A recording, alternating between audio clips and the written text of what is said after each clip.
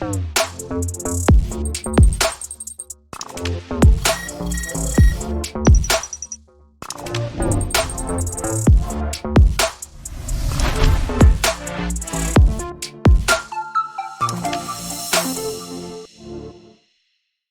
nice relaxing break for you, hopefully. I hope so, mate. I hope so. Should be all right. I love top, by the way.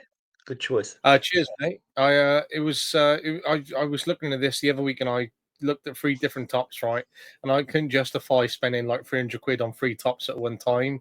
So I sent one to my mum for Christmas, one to my sister for my birthday, and then I saw this one in the sale at the end. So I ended up not spending it as much money. So I think I spent like £45 in total out of 300. So it's a good win, mate. That's all right. They did it. Yeah. Good on It's you, all right mate. until I saw the Bayern Munich 125-year edition, and then I was like, oh no, that's going to catch me. Yeah. Always What got to tops? get for special.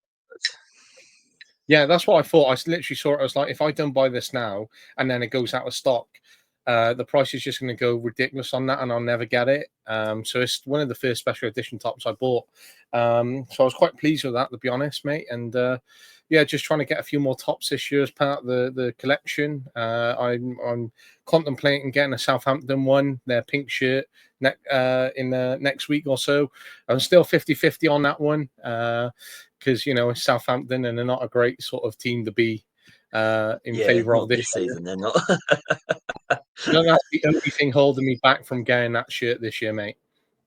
I don't blame you. I think they could be. Well, they're not going to beat Derby's record, I don't think, but they'll be very close to it, I think. Yeah, I think so, mate. And I the Chelsea the shirt colour is very similar to this one. Big fan of that. But the only thing I don't like is the fact that we don't have a sponsor, because it just looks like a Yeah, really just average training top. And that's one of the reasons that I haven't bought a Chelsea top for like 2 years, which makes me gutted deep down. But we'll see whether I get that one at the end of the year. Because I there's a won't buy it method full in that. price. There's a method in that. You can put for your own sponsor on there for Reflexive Coach podcast. I did sort of contemplate that when I looked at it. I was like, should I put my own sponsor on it? Then I was like, oh, I'll just inauthenticate the shirt or whatever. But we'll see, mate. We'll see. The options there. Yeah, absolutely, mate. So you okay though? Because obviously we had a call planned, and we obviously had to postpone it because you weren't feeling well, mate. So how are you? You okay? Yeah, I'm better than I was, thank you. It was horrible not being able to have any voice. I had first a bug that was a week long, and then I, after that, I've gone into laryngitis mode. So it wasn't great going into the game on Saturday on the sideline. I was trying to shout, and nothing was coming out. I can But yeah, a imagine, lot mate. better now, mate. But I'm glad that you're feeling better, and obviously the greatest thing to cheer you up, to obviously start off as we do with most conversations on the podcast, is the fact that Spurs won on the weekend and took away 3 points, something that we haven't regularly been seeing for the last few weeks. But good display, do you think, especially against Ipswich? Now, considering Ipswich are around that relegation, zone, but how do you think this is going to benefit Spurs in the forthcoming weeks? I think it's encouraging 3 league wins in a row now. So, I mean, to have that question put forward of Spurs in a relegation dogfight, like as a rhetorical question, was a bit of a a bit of a frightening one. I can't lie, because I was thinking when are these players coming back? I was starting to get in my sort of superstition feelings of, is it because the players just don't want to play for Ange anymore? Like, um, but it's a huge win, big win against United. And I think, though I admire the players that stepped in, it was just a bridge too far for them, really. Mm. And I think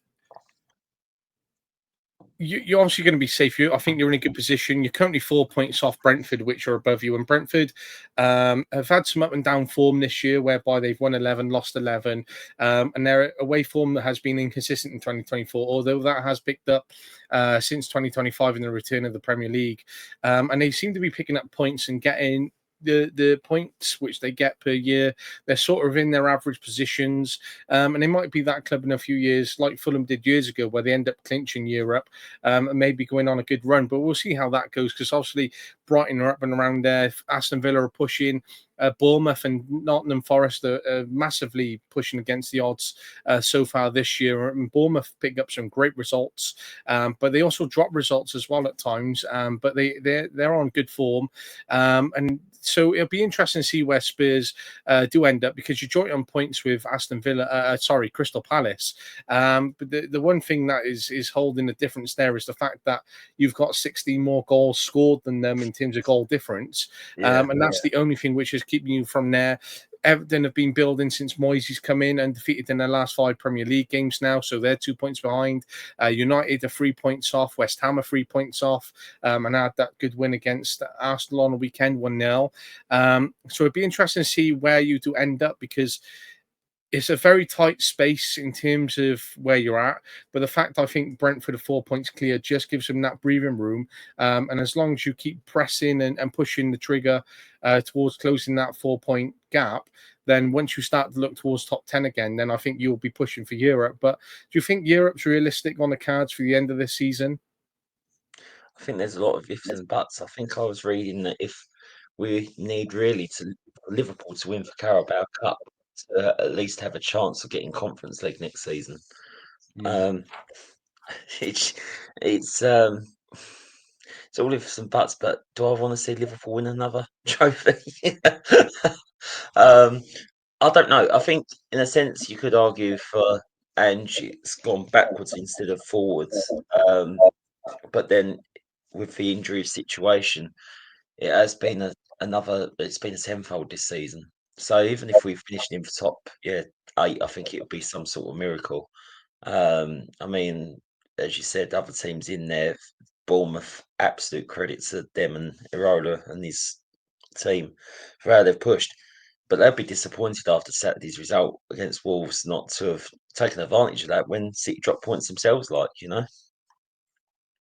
Yeah, and that's the thing where City are so inconsistent at the moment, and they've obviously been knocked out of Europe after losing to Real Madrid previously in the week. They had that loss against Liverpool on the weekend, where Liverpool are 11 points clear of Arsenal as well, and Arsenal dropped points themselves on the weekend.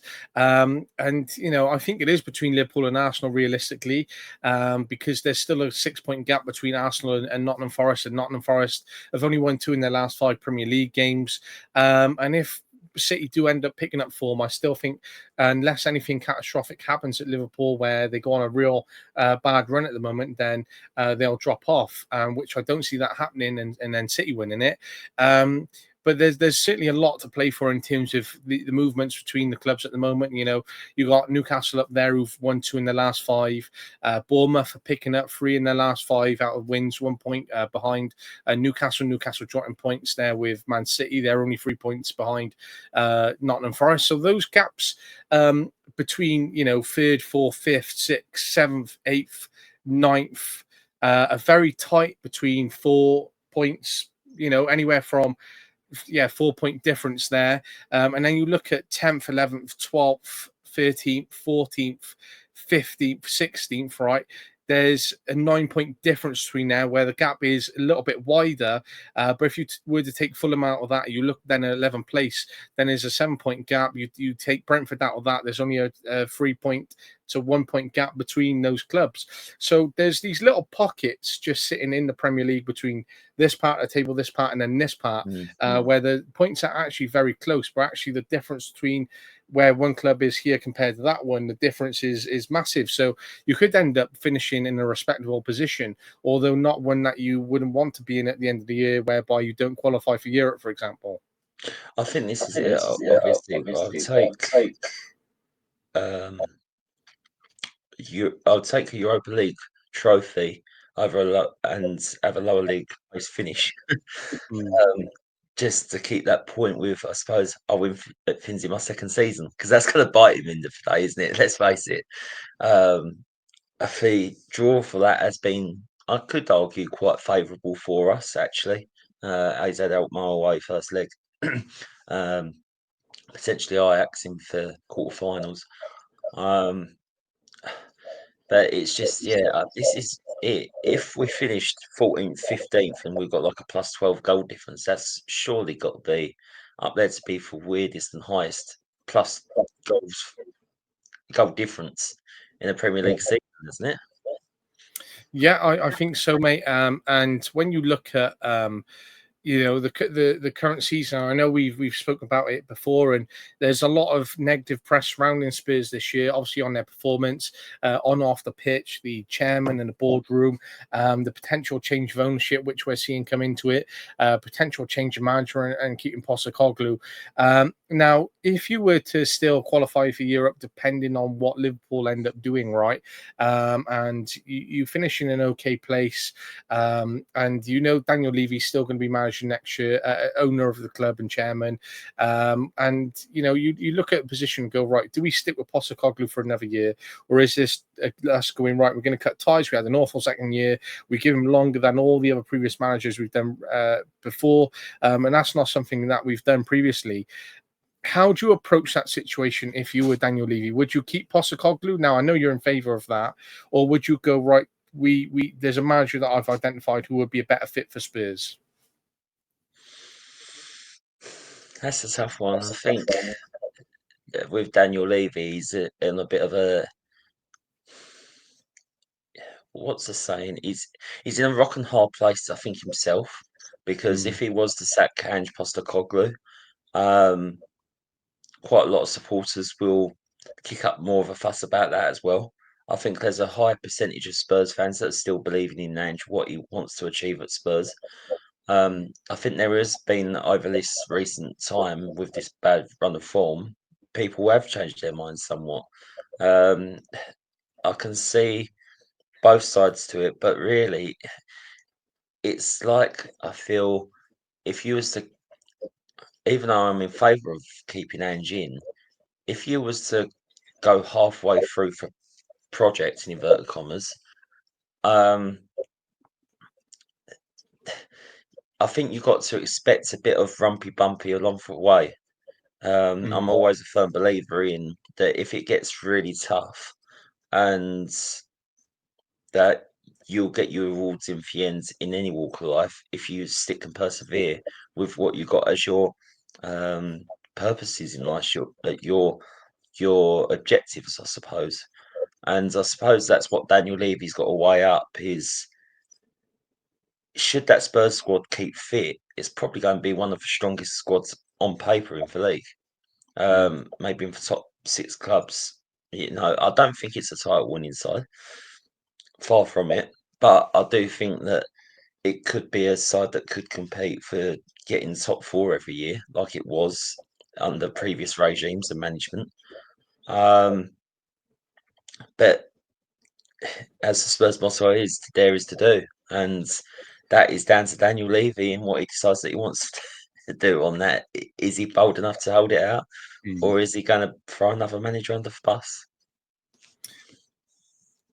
Are you in the camp where you want Levy out, considering the fact that we talk about this quite regularly, but seeing as every week progresses on and your current form and the more that comes out in the news and the media and the feeling around the club, have you moved more towards Daniel Levy out, or are you on the fence, or are you still Levy in? A bit on the fence. I, one thing that really, I suppose, aggravated me this last window with Daniel Levy was why on earth wait until the last knockings to get players in when we was really short in terms of our squad. He knew how we was crumbling. I'm sure him and Ange had direct conversations with each other about, and they're saying about, well, Ange, if it's not the right player, not our right identity. Yeah, I believe that because I think he's in a firm believer that he's got to have the right player that fits his style of football. But it's got to be, I think fingers of, though I'm Ange, they've got to be fingers pointed on both ends there.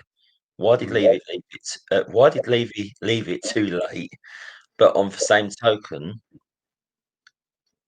could Ange sort of compromised to get a few bodies in that might not be in his style of play, but maybe until the end of the season, that has been like Ben Godfrey was linked. Might not be an Ange sort of player, style of player, but he would have helped that centre half crisis if we didn't get Cameron Danso in. I mean, if we didn't get Cameron Danso in, which again, like I say, was last minute, we'd be in the same situation we are now, or was then, sorry, with Davis and Gray at the back, and they couldn't sustain that every week.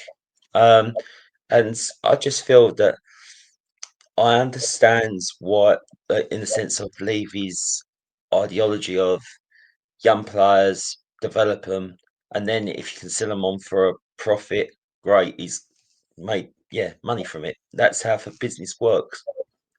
But I look on it in another sense of for more games that we was playing, again, all the cups that we get knocked out of, bare bones on our bench with all youth.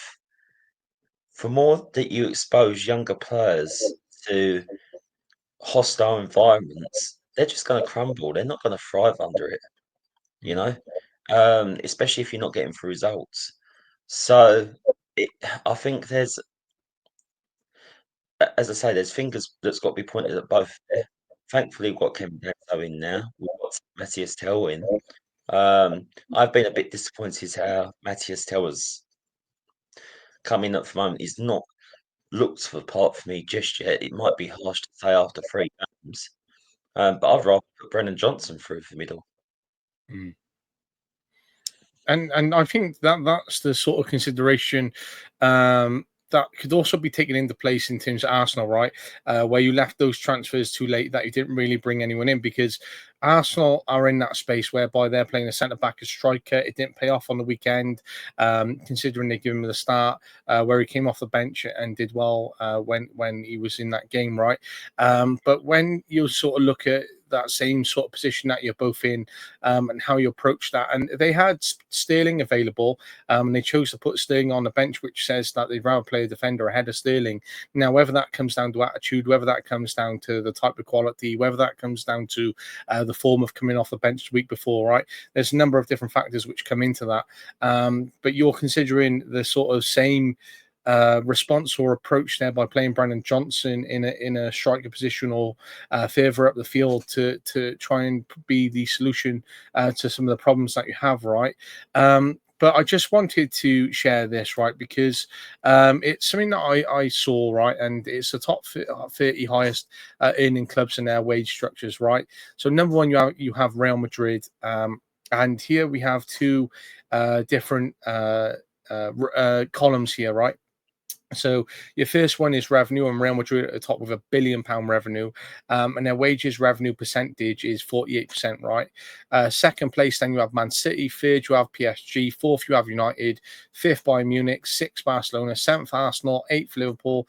Ninth, Spurs. 10th, Chelsea. 11th, Dortmund. 12th, Atletico Madrid. 13th, AC Milan. 14th, Inter Milan. 15th, Newcastle, and 16th, Juventus, right? So there's a couple of little things which I really want to pick up here. Now, considering how prolific all of these are at continuously winning trophies, Arsenal perhaps not as consistent as all the other clubs. Same for United. United probably the least successful on that list. And Newcastle will be lower than them because United have won more trophies in the last 2 decades, for example. And Spurs will be towards the lower success clubs in the contemporary form of that, right? But when you're ninth place and you have the lowest wages revenue percentage, right, compared to all of those clubs, and you look at the players that you have, the manager you have, your consistent performance, the fact that you're pushing for Europe consistently. Now you look at Newcastle, who have had foreign investment from Saudi Arabia. Spurs have been linked with Qatari investment, whether that be with the PSG owner, who are currently third there, by the way, and have been pushing further in Champions League in recent years, consistent league winners, no matter what people want to say about that league, right? But if you were to sell your club, and it depends on your type of ownership, if we look at Man United, who have recently had a ownership change. If we look at Newcastle, who've recently had one, and we look at Chelsea, right? Chelsea, that we haven't won anything since we've changed manager, and our percentage turnover there is huge, 72%. One of the highest on that table, in fact, if not the second highest, which is behind PSG. And then you've got Newcastle, which haven't won that trophy. Again, still trying to push for Europe, trying to challenge for the title under Eddie Howe. And then you've got United, which we're going to come on to a little bit more as we progress this conversation, but have not had a ton of success for many, many years, and again have changed their manager this year. Now, compared to the clubs which have changed their manager, their current position, do you really want to consider the fact that your position here and the fact where you could be, whereby we've spoke about some of the issues those clubs have faced, and the fact that they haven't had that success that they've been looking for, despite those huge investments, Chelsea being the most out of there, would you want to change owner and risk perhaps dropping off further from where you are? Is that something which you think might be a risk factor? It could well be. I mean, Loa was saying about the way how Daniel Levy operates by bringing players in and making a profit on it. And you could argue, in one sense, he is a very shrewd and he's a very stable owner. You know, Mm. you could argue on that front, and I can see that point. I think this is it. Is for things that I suppose that concern me. I mean, people were saying, well, Andrew's spent like 200 million or whatever since he's been there, or however much it is. I can't remember on top of my head. But yes, it's quite a bit. I'm not disputing that. But then if for one way I look at it is spending the amount of money on for players that you have, like for example, 60 odd million on Dominic Solanke. I mean, great player, workhorse, like him a lot. 60 million worth though? Question mark. I don't know. Maybe I'm out of touch with the market. Um, Pedro Porro. I've got many mixed opinions. Well, not mixed opinions, but a very strong opinion on Pedro Porro. That's not appropriate for this podcast. That's for sure. Um, but to spend out the amount of money that they have on him, it even shown going back before Ange was there, spending 60 odd million on Tanguy and Dombele. That was just a complete and utter flop. Now, is that Levy?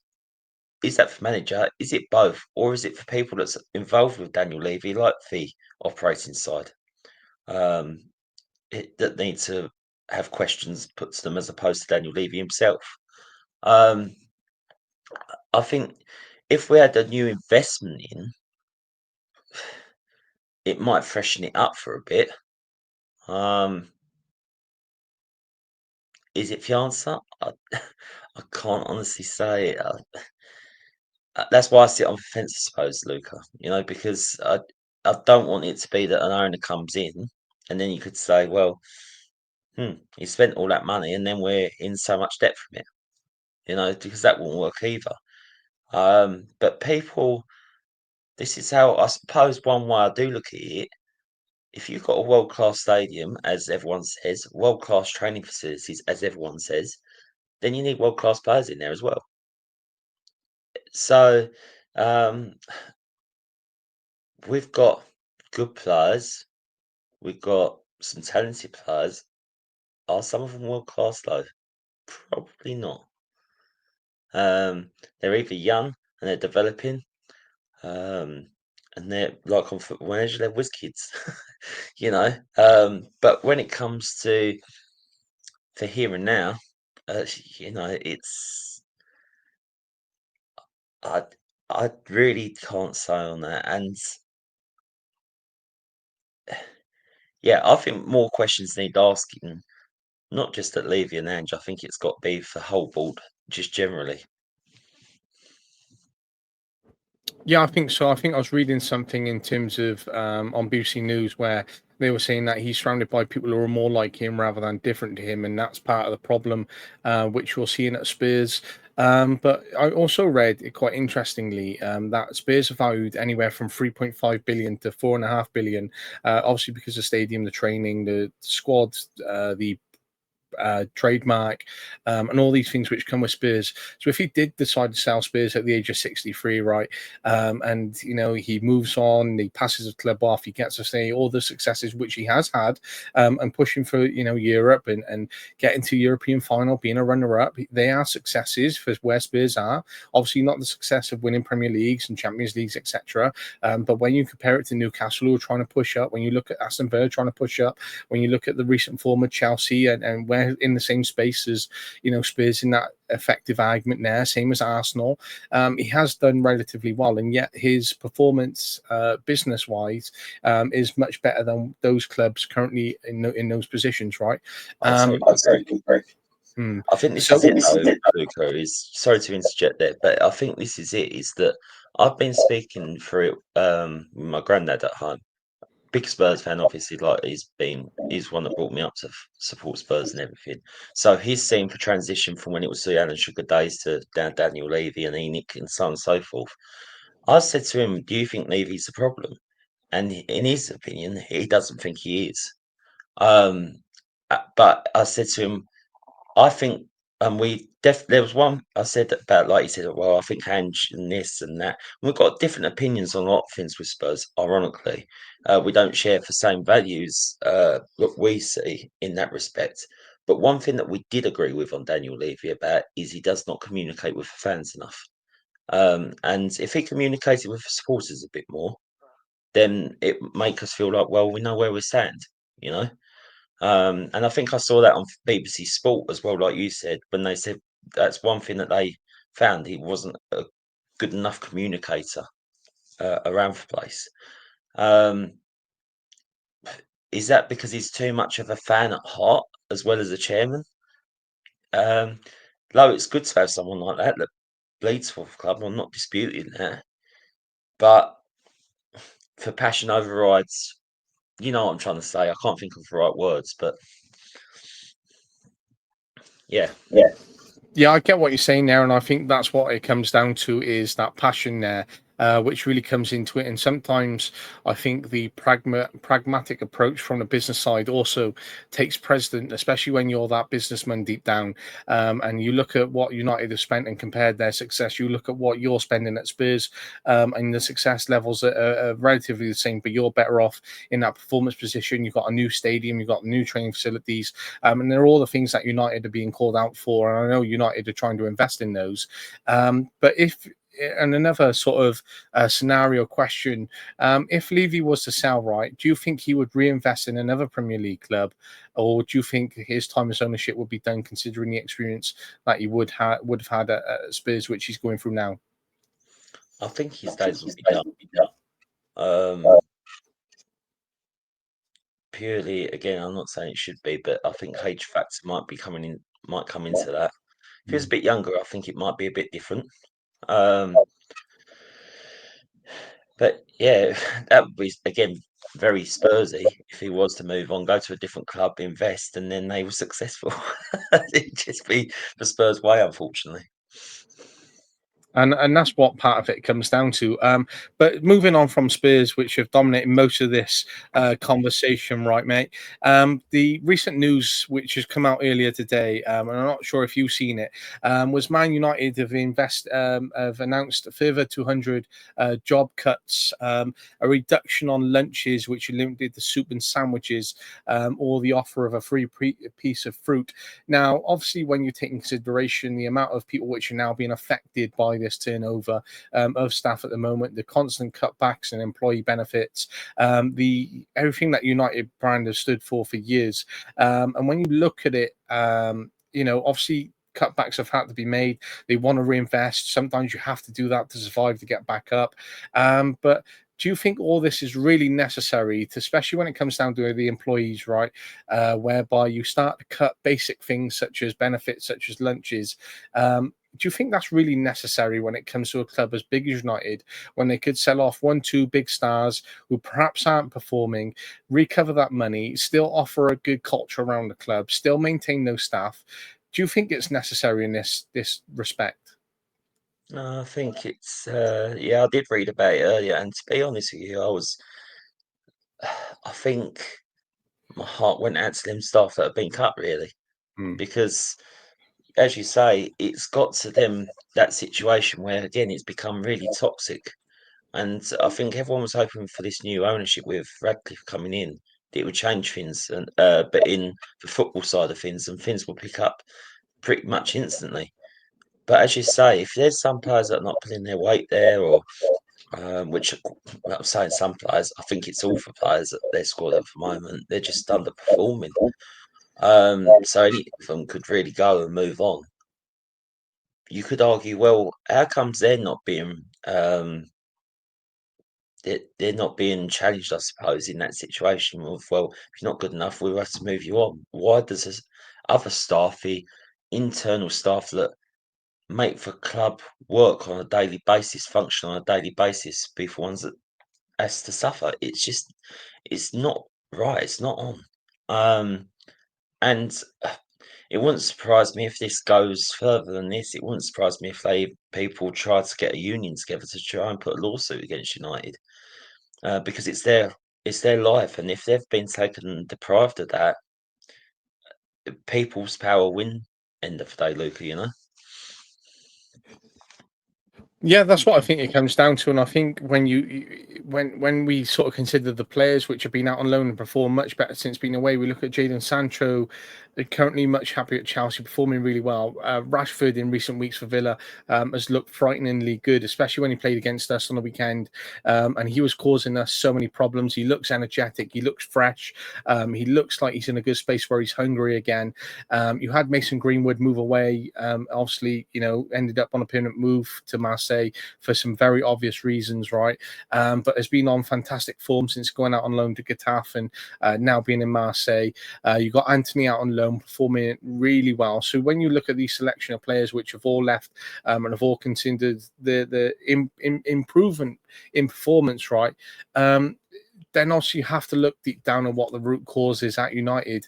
And it's very difficult because you continuously change managers, change coaches, you bring players in and out, you have a change of ownership. They're gutting the place at the moment. They're trying to move to a new stadium. But if all these problems still exist and they still don't perform, then really what is it that's causing these absolute problems, especially if you keep replacing all these different type of people, right?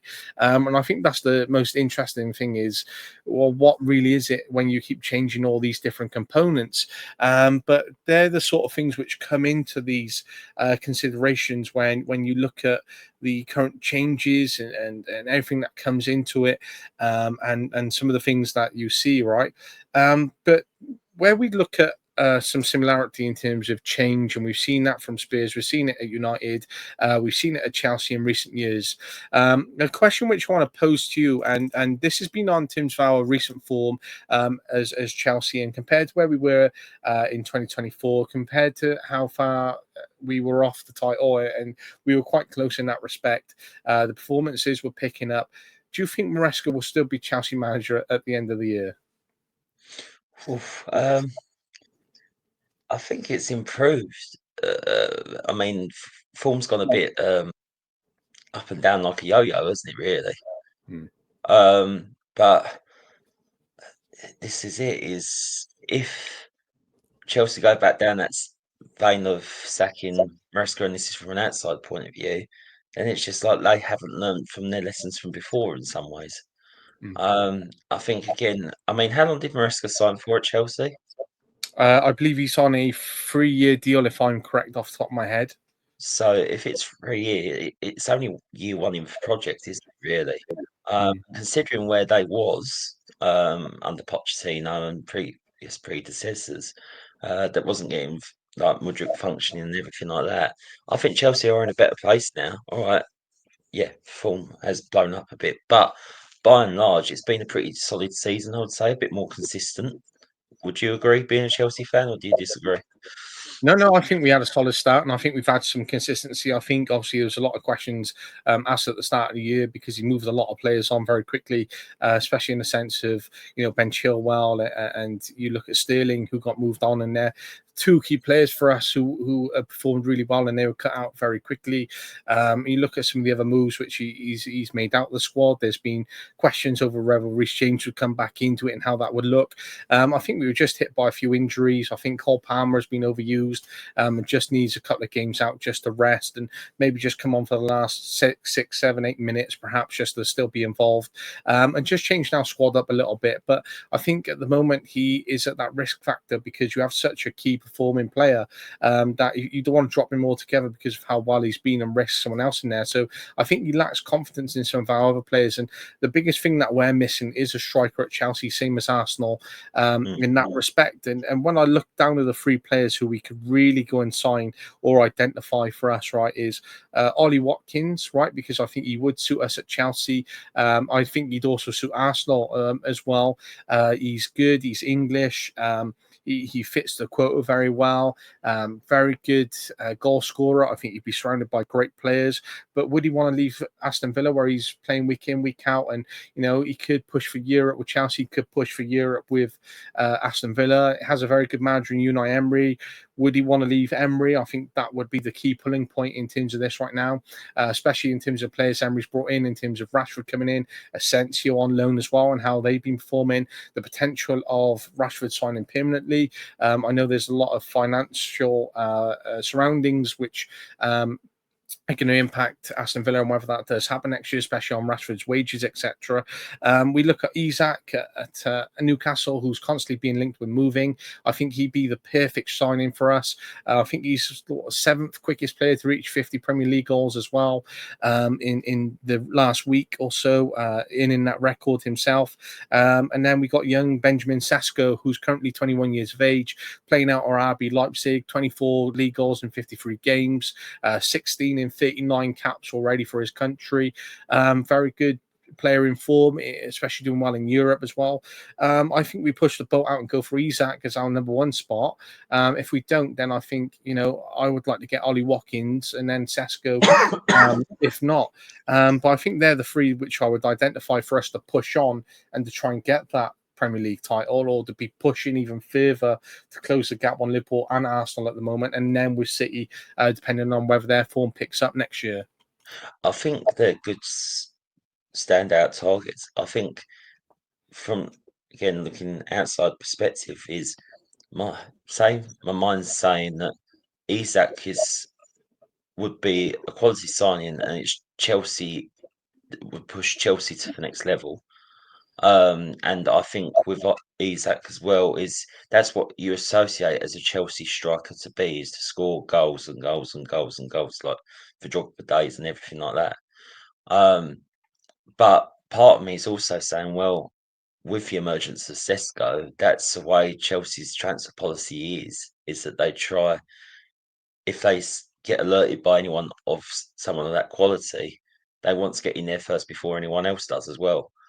So I think there's that fight between whether they go for, say, if it was them two targets, what do they go down for healthy traditional route that we all know, or do they go down for route of what Chelsea have been doing? It's just been signing for players as soon as they can get them that's available to them. Yeah, and I think that's the most important thing now in terms of how our transfer policy looks, and the players that we identify and trying to instill, building around what Maresca's doing in the current position that we're in, and the fact that we can keep pushing forward and look at Arsenal and they have continuity under Arteta. They're consistently second, they're pushing, they play well, but we just need to continue the investment levels and the quality of players which we bring in, really to push on, especially if City again pick up form and Liverpool are there, and as some of the other teams which we're seeing around us really kick on. I think that, you know, we have to consider whether United could bounce back next year and be in a position where the Spurs are going to come back from their position as well. How Brentford perform and Brighton and their continuing improvements. Whether Nottingham Forest are going to drop off, whether Bournemouth are going to drop off, whether Newcastle drop off. So there's a lot of different things at play for us at the moment. But when it comes down to it, I think at the moment the best thing to do is keep Maresca, to keep building, and to look at where that aligns for us in the season that's coming. I think that's it, Luca. I'm just going to say on that as well. I think with Maresca, it's sort of how it reminds me, to me, is how for how he started with Leicester is how he started with Chelsea on the front foot, and they was doing really well, clear standout. And it seems like the second half, and it's mirrored here again with Chelsea from Leicester, that it's sort of I'm not saying that the players are burned out, but it seems that sort of vein. You know what I mean? Yeah, I think so, and I think that's a consideration which comes into it when we have to look at these sort of situations. And a situation which we could look at is City, for example, right?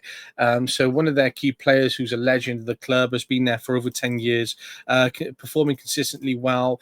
Didn't play earlier on last week and missed the game, but was on the bench. Started on the weekend, didn't look great starting in this game. Is Kevin De Bruyne, right? Mm. Now, we did touch upon him a few weeks ago about potential moves abroad, just maybe taking the pressure off. It's also good for City just to rejuvenate and just have a bit of a breather as well.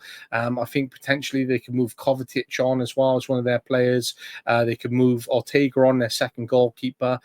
They could potentially retire Scott Carson now at this point, dependent on where you start to look at just refreshing 4 or 5 new players in next year. And I know they spent big in the January transfer window, but whether they continue that overhaul for next year, it's going to be interesting, especially with their new director of football being in full-time play then when Tixi Buxterian steps out of his role. But you've got KDB, right? And obviously he's on big wages. He's a legend of the club. He's won multiple Premier Leagues, constant World Cup player, Euros player. And Saudi Arabia is going to be a very interesting choice. Being linked to Inter Miami has been a very interesting point.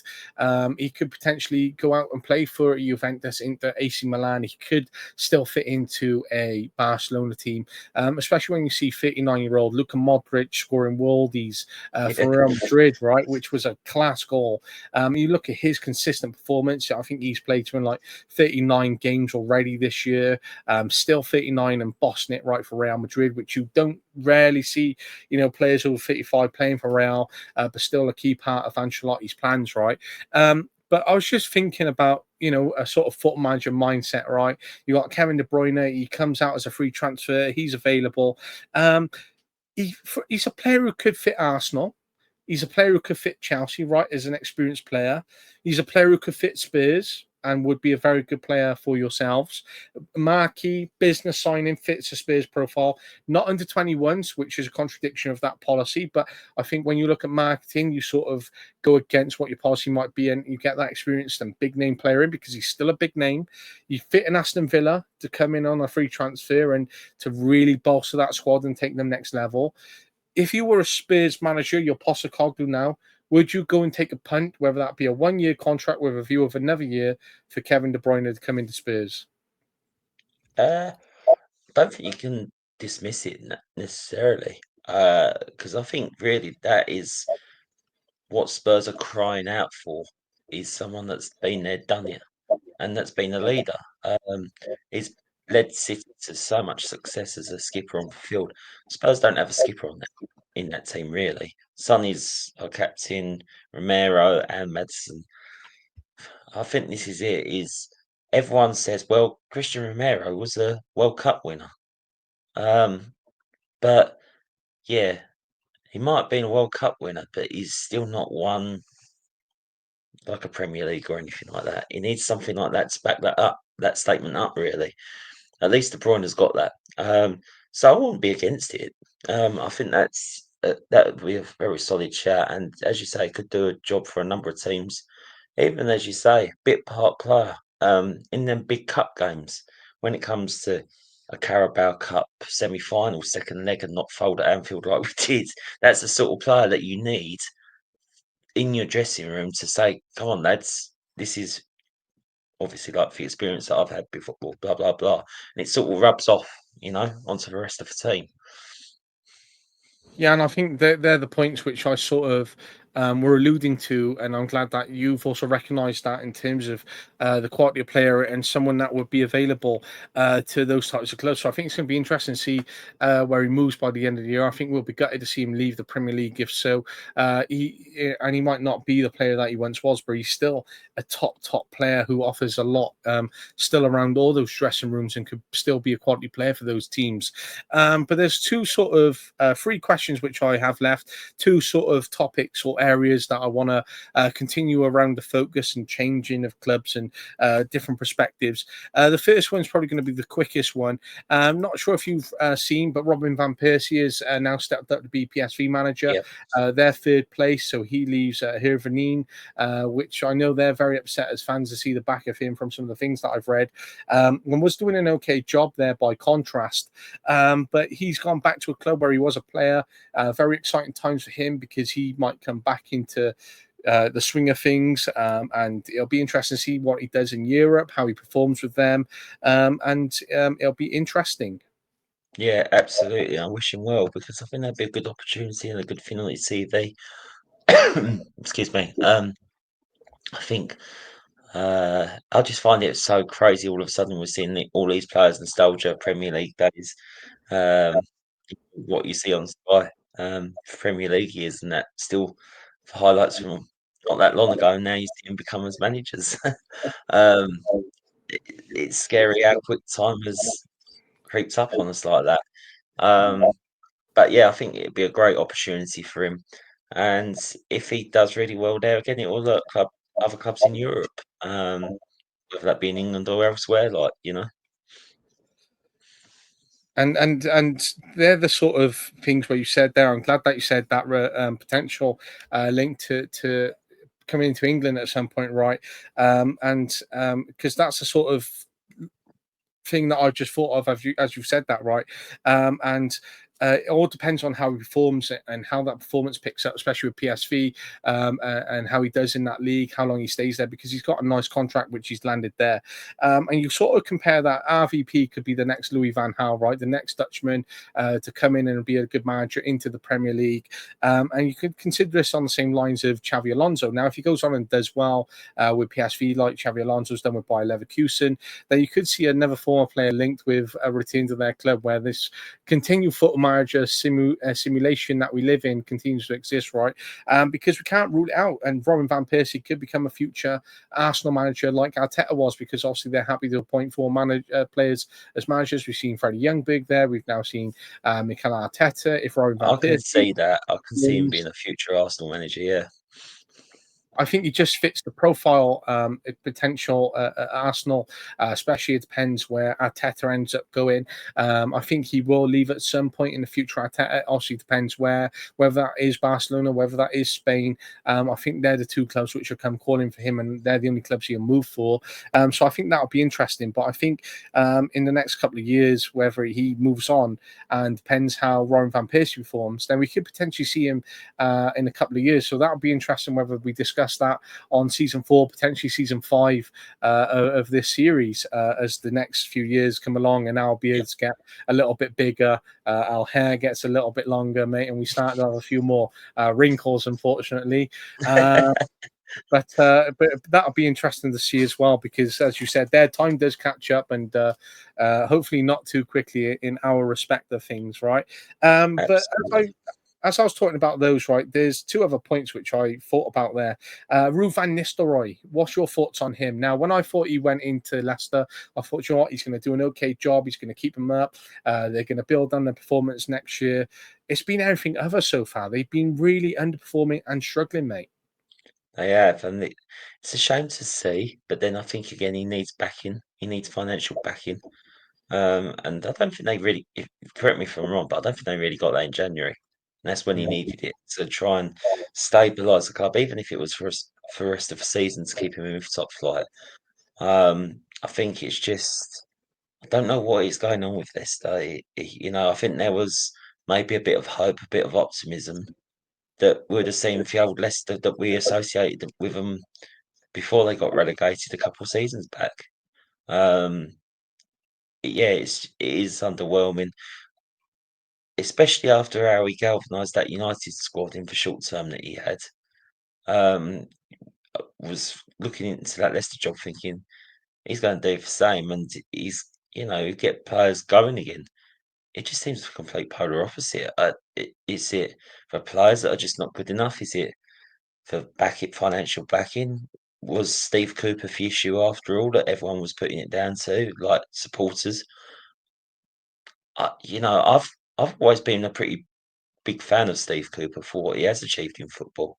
And I thought when he was appointed there, I was surprised considering his Forest connections, but I thought that was a decent move in the first place. So if Cooper can't do it, if Van Nistelrooy can't do it, then who is the right man for the job, really? And when it comes into that right now, considering the form which you might have been in, you could put this down to players and you can compare the pre-form when they had Cooper compared to where they had Ruud Van Nistelrooy. And I sit in the camp where I'm a big fan of Steve Cooper, right? And I think he's a great manager, and especially with the job that he was doing at Nottingham Forest and unduly sacked there. He was very unlucky with Swansea not to bring them up into the league, ended up bringing Nottingham Forest up. He did well with Leicester to keep them up, considering. And I think Spurs Leicester, sorry, have been dropping off because they ended up sacking Brendan Rodgers. They ended up, getting Steve Cooper in there. Now they've gone for Van Nistelrooy, so you can see them trying to look at a manager who had success by winning the league. Again, that's the Dutch league, and many people can argue that compared to the Premier League and how different that'll be. I saw a lot of potential. I was quite happy to see him appointed. But when you look at that reality, Steve Cooper was doing a fantastic job, and where he had them performing to where they're currently at now, they look a very unnerved squad at the moment who are struggling massively and run the risk of being relegated from the Premier League, which is a really big consideration for them at the moment. And I think it'll be a shame to see them finally relegated. But I think they're certainly in that risk factor right now. But if I was to say to you, George, who are your definite three who are being relegated by the end of the year? Southampton,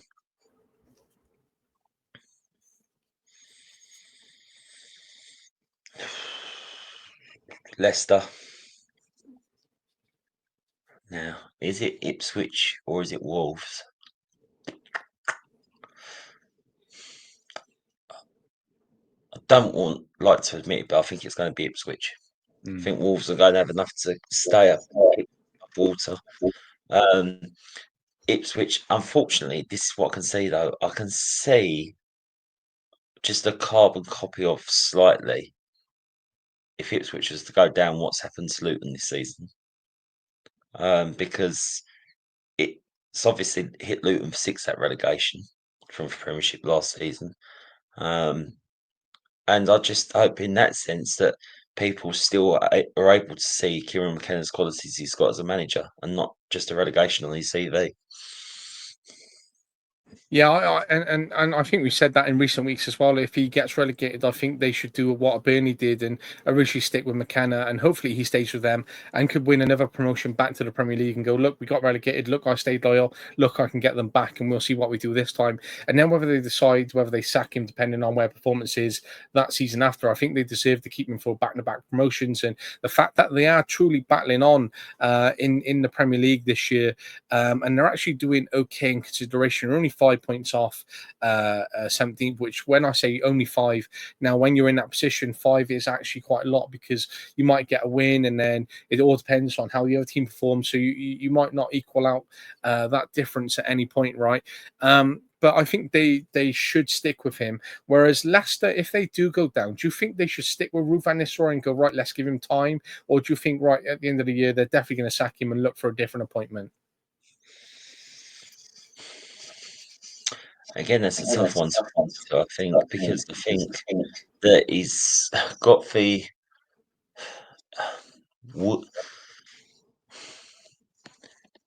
Can you see Ruud Van Nistelrooy managing him for Championship? Gianfranco Zola's done it and others some big names, but would Van Nistelrooy think he can be elsewhere and do a better job? Maybe. I don't. It, I'm. I always say that if you sack 2 managers in a season, whoever you are, really, if you're in the top flight, you should go down because you need that stability in a season. You know. it's just, I think it's more of a question of would he want to stay than would him being pushed. I think he was linked with the commentary job before he had the Leicester one. So I think he is open to the championship move. And I think he'd like to stay if they would get relegated, because I think if they got relegated and he resigned, then I think that wouldn't help his reputation very much. And especially amongst Leicester fans, and I don't think it do him any favours. And I certainly don't see any clubs coming knocking for him at the moment, considering. So I think the best thing for him to do would actually be to stay with Leicester, see what he could do, try and get them performing and to get them back up. And if he was to get them back up and get, another league win or a promotion on his record, especially on the back of relegation, I think that opens up his managerial record a little bit more and something that he can be recognised for. Whereas if they end up lingering and then he gets sacked, then I think it puts another dent into his record, but I don't think it'd be an awful one. So I think it's going to be very interesting to see what happens with Leicester, whether they end up sacking Van Nistelrooy, whether they keep him. So that's definitely something to keep monitoring over the next few weeks. But another sort of United link there was Ole Gunnar Solskjaer was appointed at Bestikas, which I was pleased to Right. see because he is a decent manager, I think, by all accounts, and did a decent job at United considering. And he's actually only lost one since he's taken over at Bestikas. What was your thoughts when you saw that appointment? Like you, mate, very pleased that he was back in management. As he says, it was fantastic. Hmm. Sorry, that's awful. I won't do that again. Just saying. But I like him. I like him as a manager. Like him as a person. Again, I think he come down to fan pressure with United. Why he got sacked. People wasn't happy. And considering he had quite a lot of egos in the squad then with Cristiano Ronaldo going back and everything, I think he handled everything really, really well. And to see him now at Besiktas, I don't know if they're still in Europe, are they? Bestigas, I think they're still in Europe, I believe. If they are still in Europe, then I fancy them to be up there to win it, ironically enough, because I think he's got that in his locker, Ollie. And I would just wish him well because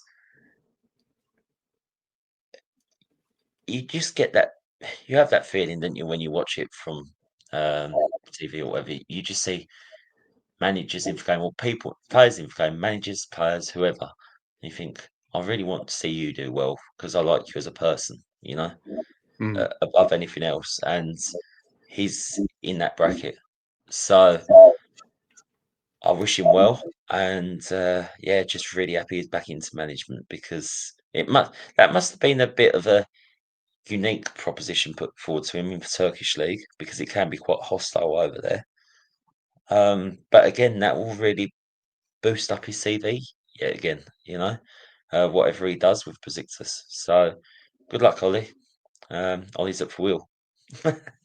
Yeah, I think good luck to him because I do like him as manager. I think he's got potential. I think it's going to be interesting to see how he does in the future. I'd like to see him win a cup or two in Turkey, and I hope not too many considering Mourinho's there and the current form and the potential where we could see them performing Europe and who against.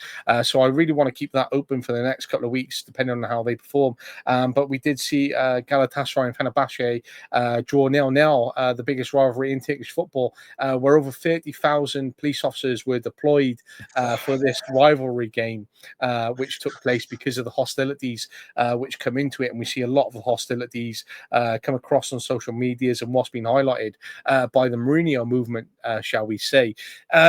So there are those two considerations there, mate. Now, the final piece of news, which I really want to talk about in the episode this week, is the recent news of the sacking of Philippe Clement from Rangers, right? So he was actually doing okay as Rangers manager. I was quite surprised they did sack him. I know the fans were becoming unhappy in recent weeks, and some of these other things were coming into play. They had a few bad losses. They're 13 points behind Celtic, who are dominating with Brendan Rodgers. But he was in charge for just under 2 years in respect. He only lost 15 games in 86. He got 64% win ratio. He won the Scottish Cup. Okay, that's his only achievement in a year and a half. But considering their second, considering his record, I was quite surprised to see him sacked this early on. And I thought they would have actually been better off keeping him from now till the end of the season. Yeah, I 100% agree. And I think even in Europe, they've had a brilliant European season, considering as well, with some big teams in Europa League this year. I mean, when we played them, all right, yeah, as we got alluded to earlier, we was down to our bare bones somewhat. But when it was at Ibrox, that was a proper European night. And I just found it really, I found it a shock considering there there definitely is a gulf between Celtic and Rangers. It's clear. I mean, how Celtic was so close to getting a result against Bayern last week. They on another day, with the chances Celtic had, they could have progressed there. And to be fair, if they did, then again, questions would have been over company's future, I suppose. But I think with Philippe Clement, yeah, I, I don't understand it. Time in their second, and I think again it goes back down to that fan pressure. And we're seeing that an awful lot at the moment is that for boards react knee jerk because the fans are not happy.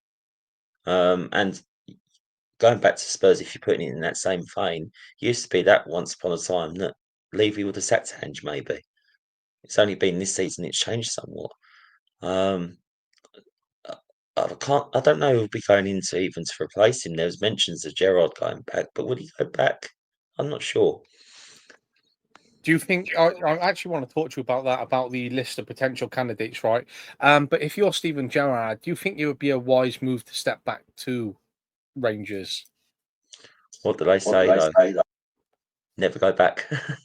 Never go back to your ex, mate. Exactly.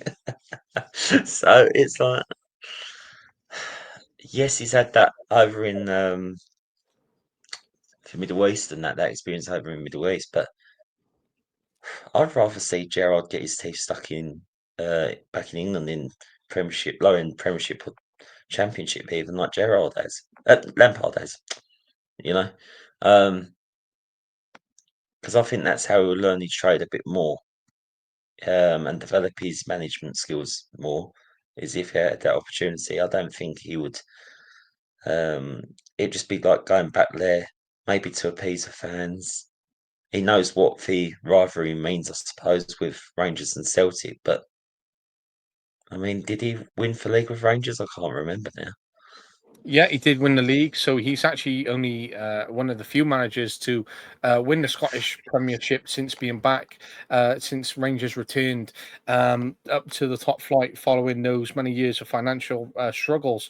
So he actually did an okay job there, considering. So I think when you talk about the fact that he had dropped down to the Championship to try and prove himself like Lampard, now a lot of people criticise Lampard, etc., say he's not a good manager, but he's actually doing well at Coventry, and I wasn't going to Mm. raise this in this episode because I wanted to allow a few more weeks to pass to assess his situation.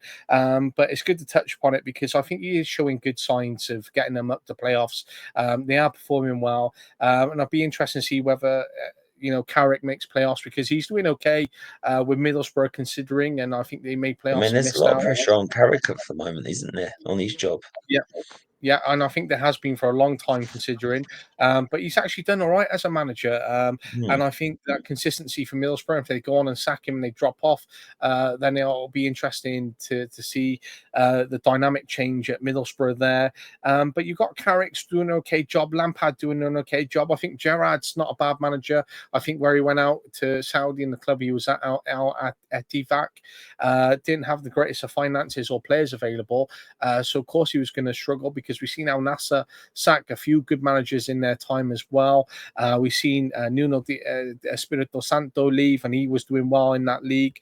And I think he does have that potential to be a good manager, and I think he and Lampard well ahead of Wayne Rooney in that respect of how they're performing, especially where he's gotten all the clubs that he's been to.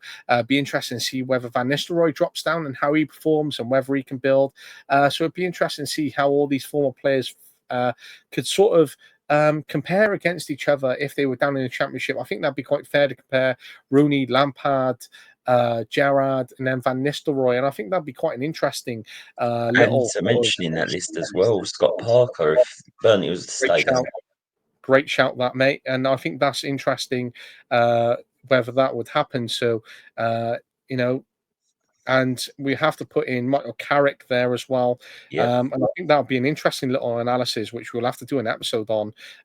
Just making a note of that because I think that would be great. Okay, so the list of permanent odds for the manager, Rangers, right? So Barry Ferguson, currently appointed the interim manager till the end of the year, former player at the club. So he has 43% win ratio, 2 Lowland League titles and 1 promotion, winning the Scottish League 2 playoffs. You will then have Ismail Shari, who's the current assistant manager at Rangers, actually only joining this year. And he's been an assistant in several jobs. And he's only ever been a manager once at Morocco under 23s. You've got Stephen Gerrard, former Rangers manager, 65% win ratio between the 3 years of 2018 2021 with 1 Scottish Premiership title. You got Russell Martin, 39.3% win ratio, and he won the Championship playoffs with Southampton in 2024, previously sacked this year. Stephen Davis, former Rangers player and caretaker manager, who did okay, very small data available for him because he didn't have that many games in charge. Sean Dyche, currently 34.4% win ratio. To be fair, I'm just going to say that would be box office if Sean Dyche went to Rangers. That would be a huge move. I don't think it'd go down very well, but I think it'd be interesting to see whether they would appoint him, mate. But 1 league championship title with Burnley, 2nd place promotion with them. So, he has had some lower league success. He's continued to keep teams up in the Premier League. He's got a relegation on his record. But it'd be interesting to see how he would perform with a team like Rangers, for example. You've got Steve Cooper on that list, who I think would be a strong appointment out of those with 46.7% win ratio. FIFA Under 17 World Cup 2017, UEFA Euro Under 17s runner-up in 2017, Championship playoffs 2022 promotion. So all signs there of a decent manager and doing and done okay in the Premier League. You then got Derek McInnes, who's Scottish himself, current Kilmarnock manager and has been for several years now. 1 First Division, 2 Scottish League Cups, 2 runner-ups of that cup, 1 Scottish Cup runner-up with Aberdeen, Scottish Championship winners as well with 38% win ratio. So actually out of all of those, he's got the best record so far. And St Johnstone aren't the biggest teams, but they've been doing okay. Gary O'Neill, 31% win ratio. I think it'd be interesting to see how he would actually perform in terms of if he went into a team like Rangers, and be interesting to see whether he could have that potential success with them. But I think there's a big risk factor in appointing him, especially if they're trying to build on the back of Philippe McClement, who had 64% win ratio.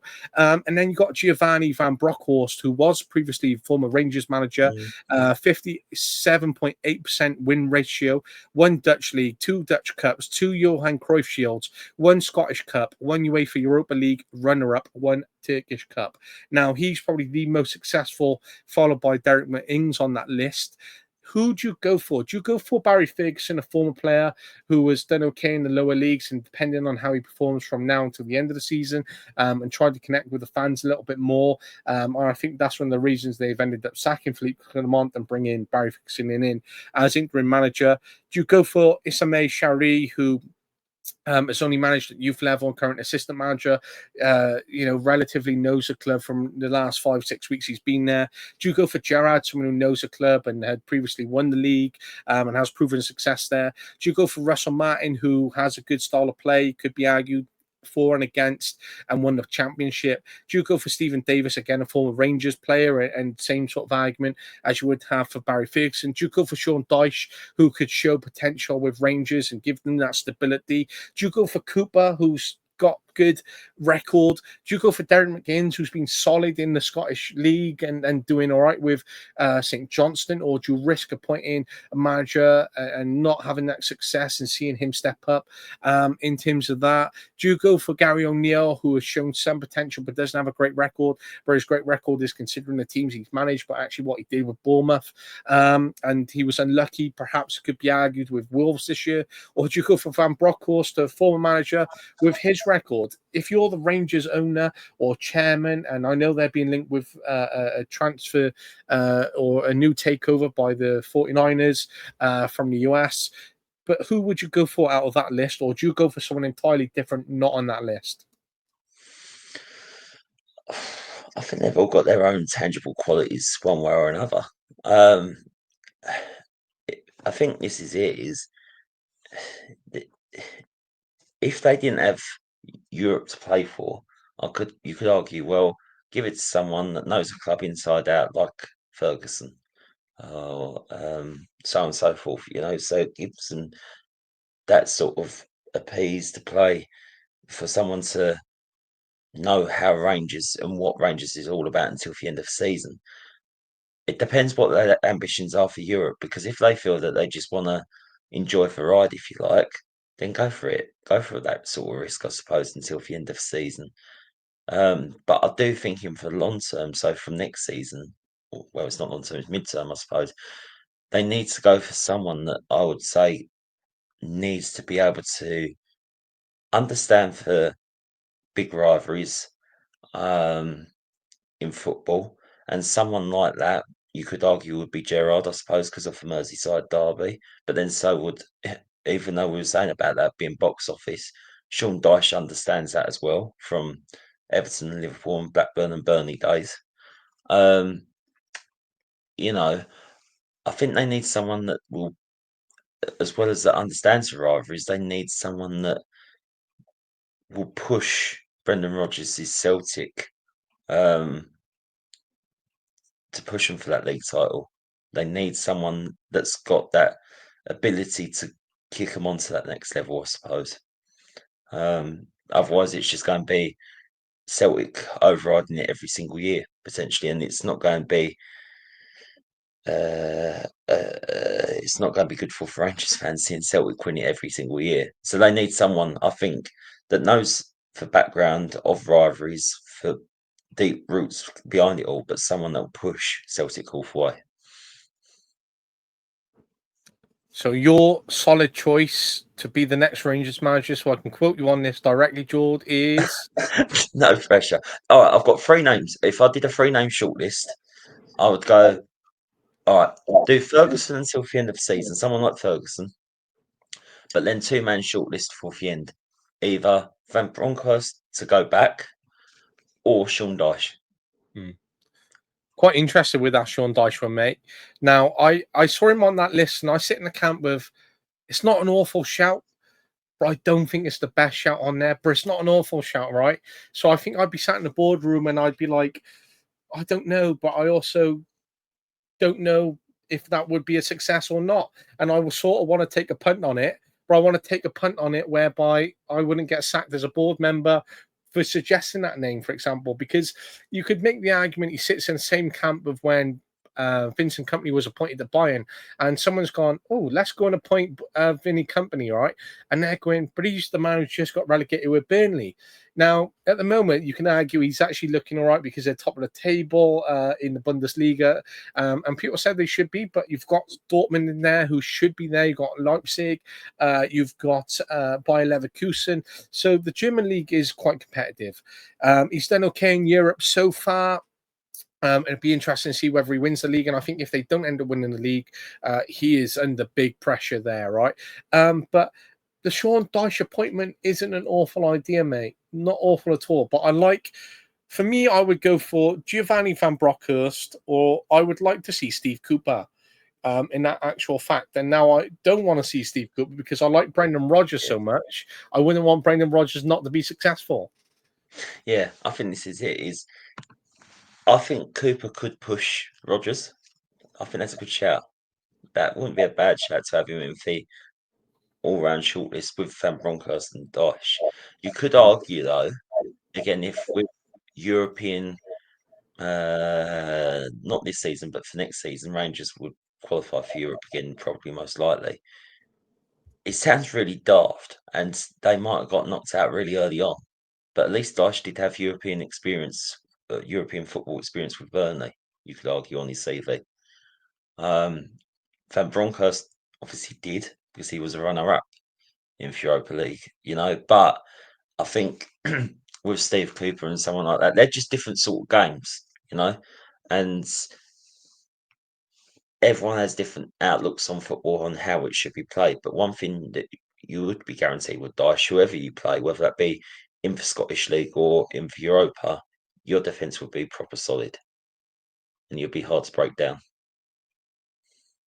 Yeah, and I think that's the thing, is having that solid defense and being in a position where you can keep building, and potentially how he could evolve as a manager as well by being in a position of managing a club in perhaps what could be argued a smaller league, or is argued to be a smaller league than the Premier League. But looking at that success that he could go on and have, and it'd be interesting to see whether that would happen. You could sort of argue he would be in the same camp as Tony Mowbray, who's been an okay Championship manager, did okay in the Premier League. He was appointed at Celtic 2007-8, and it didn't go very well for him, and he was ended up sacked. And he didn't have the greatest of records compared to all the other Celtic managers who've been in there. And you could sort of look at it from that perspective, and how that time did tell on a manager who was appointed in that. But I think it'd be good to try and see Dyche go on and win a cup and get back into Europe, and to be looking to push on for titles, especially as he's done okay in the Championship. He's a good, solid Premier League manager. But would he want to come to the Rangers and take over, or would he want to wait out and look for a job in the Premier League and see what comes up, for example? So I think that is interesting. And I think just on the back of that thought, which just arrived, is unless Leicester had been so quick to appoint Van Nistelrooy, and considering I can't recall now whether Dyche was still in his job at this point when they appointed Ruud Van Nistelrooy, but whether Dyche would have been a solid appointment for Leicester at that time. Yeah, I think that would have been a good shout to have stabilised them. That's not a bad shout. I can't remember if he was at Everton or not, to be honest. Then I thought, in all fairness, with when he had the Everton job, he's just not lucky when it comes to American owners, Dyche, both at Burnley and Everton. But that seemed to fit the profile of Everton that I used to know of the old days when Moyes was in charge anyway. Hard to beat Goodison and so on and so forth. And it was a bit peculiar, but I think if you're putting it back into the Scottish perspective, I mean, I suppose we could go on all day, and this may be another talking point for another day, Luca.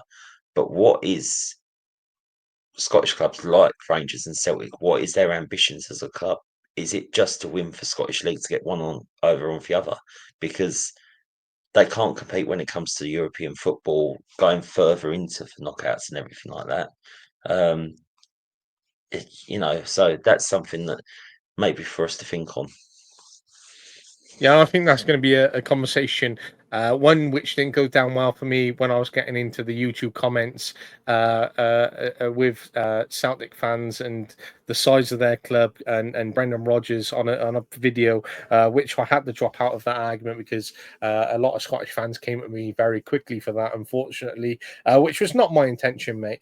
But there's been a good episode there, mate, because we've covered a lot, which has been great, especially after not recording for quite a few weeks on this. So there's been a lot of different considerations, but there's one thing I want to finish off on, and that was Sergio Ramos made his debut for Monterrey last night in a 3-1 win. Oh, wow. At the age of 38. And a bit of a fact here for you. He currently wears the number 93 shirt for Monterrey, and I'm quite interested in terms of why he is wearing that number, the fact that he's gone into that club. But it was great to see a legend who had been linked with several moves around different places. In terms of signing for Monterrey there. But Ramos chose to wear the number 93 shirt instead of his traditional 4 to honour his 93rd minute equaliser in the 2014 UEFA Champions League final. Now, what a Oh, cool number to wear as what could be your final shirt in professional football. well, that's one for your shirt collecting, mate. I did um, think about that before I came on, mate. I was like, I'm going to have to try and source one of them from somewhere. yeah, I don't blame you. And but what that's something to yeah get if you can, because why not? And for question I've got to put about Sergio Ramos, great to see him involved yesterday, but did he get booked? Mm. I don't think he did. And please don't Blimey. quote me on that because that would be a bad one, for example. You have to definitely clarify that one, but I'm certain that he didn't. Yeah, no yellow cards, so that's a positive for Wow. Ramos. I'll put it. I won't put it long before he does get booked though in the game. But a great episode. That's number 10 of this series, which has been good. We're on a good pathway, mate, and plenty of ideas to talk about for the future. But that's the wrap up of episode 10 of season 2. Excellent, and really appreciate your time. It's been great talking all things football with you again. I've missed it so much, actually. You get into that sort of routine, isn't it? I think that's it, mate. And when you sort of get out of that routine and then you try to get back into it, I think that does play a factor in there. But it has been good to get back into it, and I've been pleased that we've recorded tonight because there was quite a few things which I wanted to talk about, and a couple of other things which had passed over time. But I think it's been great to talk about it, and I look forward to what's coming over the next few weeks, Yep. and we get to see what some performances look like, especially Chelsea's tomorrow in the league. Yeah, absolutely, mate. It's a big week for Premiership football. So yeah, we've got City. So on Wednesday night. That'll be an interesting game, I think, mate. Depends on how you perform. Yeah, I think, to be fair, I fancy us to get another 3 points. That might sound a bit like, wow, 4 wins in a row, but the way City are this season, a bit inconsistent, and how they got sort of opened apart by Liverpool, I think we can take confidence because we're at home as well. So, yep, Spurs fans behind us, and hopefully be marching into another 3 points. I think so, mate. We'll definitely with the form that they're on. And if you pick up those 3 points, I think it'll be a solid 3 points for you to pick up 2 back-to-back wins as well, just to get some confidence back into the fans and the team. It'll be interesting to see how you perform from there as well. Absolutely, mate. And if you're watching this, Ange Postecoglou, I believe in you, mate. And in. There we go. And that's the point which we unfortunately end on, which has ruined what has been such a great episode by a Spurs fan, as per them as usual, which has been cool.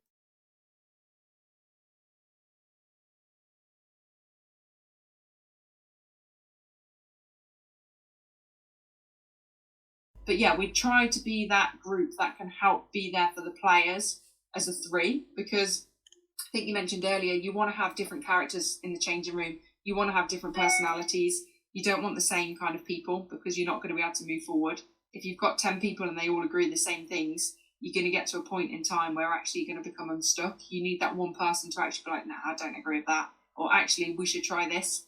And I think that's why the huddle works, is we're all quite different as human beings. And I think you need 3 different people in there, because some players will naturally gravitate towards me and my personality, but equally some might go to the other 2, and that's absolutely fine.